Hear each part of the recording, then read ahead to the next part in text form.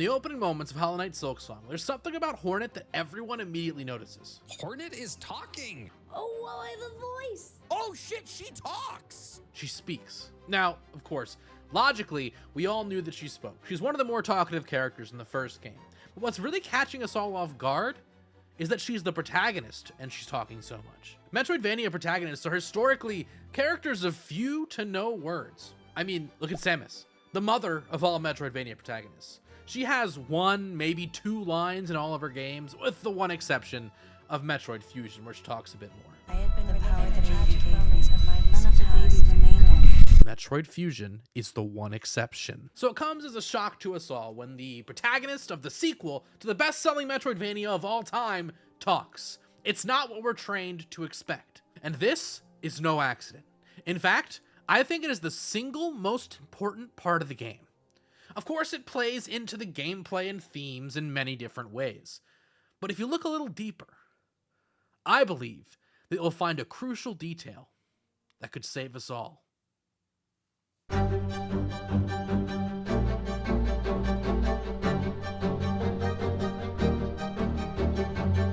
Silksong's world of Farloom is in a dire situation at the start of the game.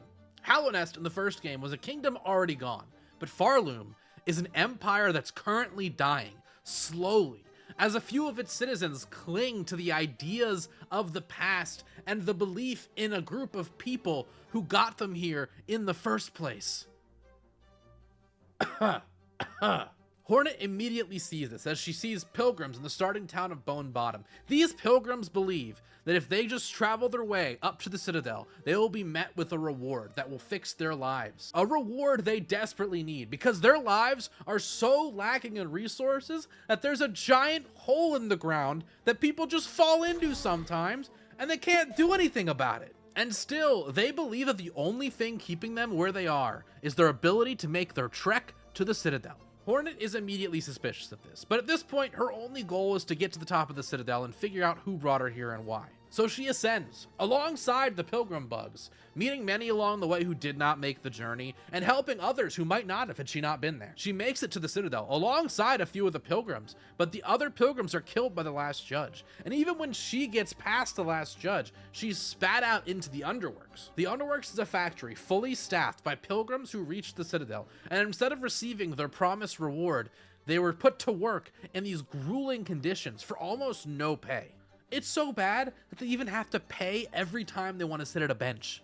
This brings up one of the more controversial features of the game, rosaries. Now, I think people have gotten less upset about the rosaries as they've gotten further into the game and figured out what's going on there, but Act 1 and the Underworks are largely barren from rosaries. This makes the player feel what it's like to live under the Citadel.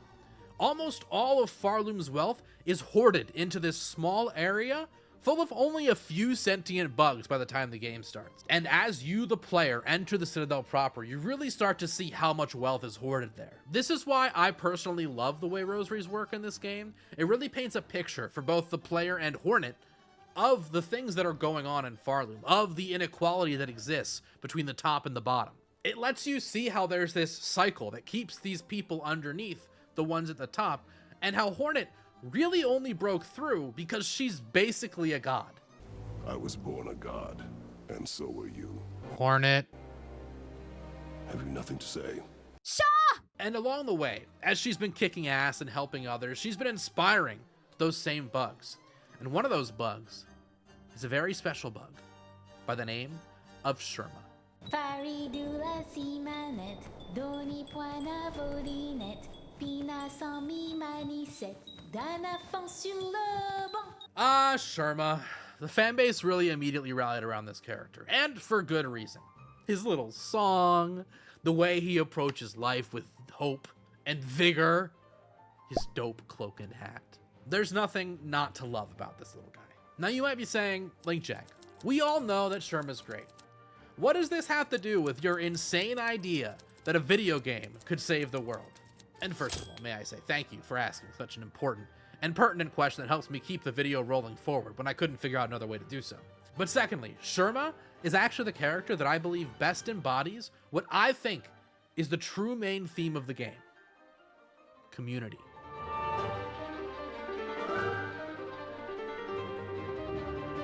The most obvious benefit to Hornet talking is her ability to form relationships with those around her, and to help them when they need it. Obviously, this leads to Sherma, but she also meets 4 characters who can help her in combat throughout the game. These characters are Chakra, Garmon, and Zaza, and the Second Sentinel.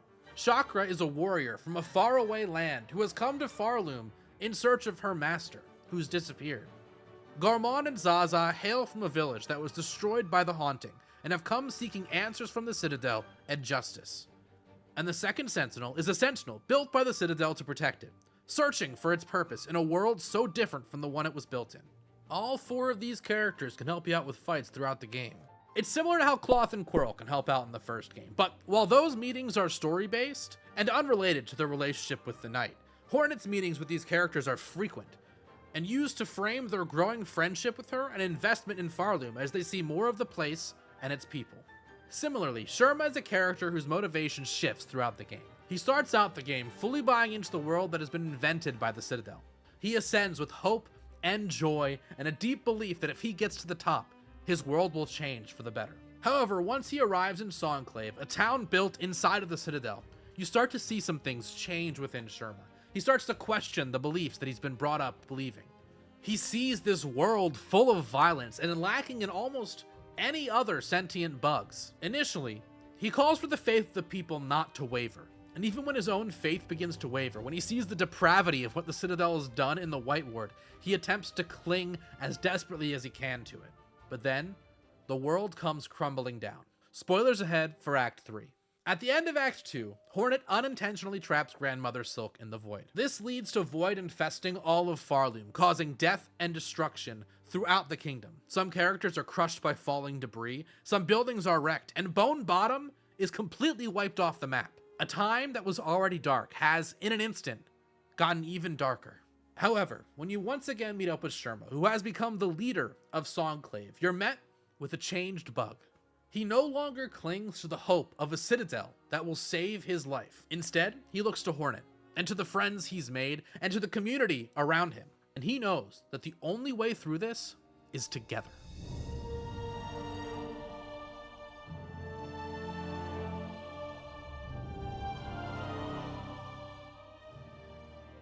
Huddled together, our strength is shared. We still have our voices. Let's keep our spirits strong. Brothers, sisters, our bond is unbroken. This is what you hear if you play the needle into Sherma during Act 3. Sherma's tenacity and willingness to find hope in the darkness is unchanged. In fact, his faith in something greater than himself is what got him this far in the first place. That faith is still there, but its focus has shifted from the Citadel to Hornet and the other people who he's met along the way. That faith and that unwavering desire for a brighter future are a big part of what makes Sherma such a great leader in these trying times. And he's not the only one who's slotted into the place where he's needed. The Second Sentinel protects the people of Songclave from the Void-infested former residents of the Citadel. Chakra defends the people of Bellheart from the Void as it lays siege on the town. And Garmon and Zaza bravely battle the Void wherever they can, no matter the cost to them. The courier bugs continue to make deliveries in the places that desperately need it. Pinmaster Pliny continues to create and sharpen pins for the people to defend themselves after Hornet talks some sense into him. Even the fleas throw a carnival where people can take a break from the hardship of the world around them and laugh for a little while. All of these bugs could have just laid down and accepted death. They could have taken the despair of a world crumbling to pieces around them and let it control them. And in fact, that probably would have been the easy thing to do, but they didn't. Instead, they came together and they used their individual skills to help those around them. In the real world, there's a concept called mutual aid. This is the idea that oftentimes the best changes in the world come from groups of people coming together and helping each other accomplish goals they cannot accomplish on their own. Many of the biggest advancements in the history of society have come from groups of people forming together to do what the government or charity cannot or will not do for them, and to meet the actual needs and concerns of the people. In Farloom, this commitment to each other and to the betterment of their world is the real reason that Hornet is able to succeed in the end. Because yes, on the surface, she killed a couple bad guys, trapped a god, and then freed that god's daughter to save the world. But her doing all of that alone would have only saved the physical space, not the people that occupy it. By using her speech, by building coalitions, by supporting and inspiring those around her, She saved Farloom the only way that it could be, by bringing it together, by encouraging its people to lift each other up, to build a new future together. So, how can Silksong save the world? Like all art, it can inspire us. The way that Hornet inspired the people of Farloom. It can open our hearts and minds. It can help us make sense of the world around us and come up with ways to make it better. Those of us who experience the game will bring these lessons into our lives and hopefully, little by little, use that to make the world a better place. Because Silksong isn't just about a bug saving a kingdom. It's about inspiring others. It's about taking care of your neighbors. It's about standing for something bigger. It's about community.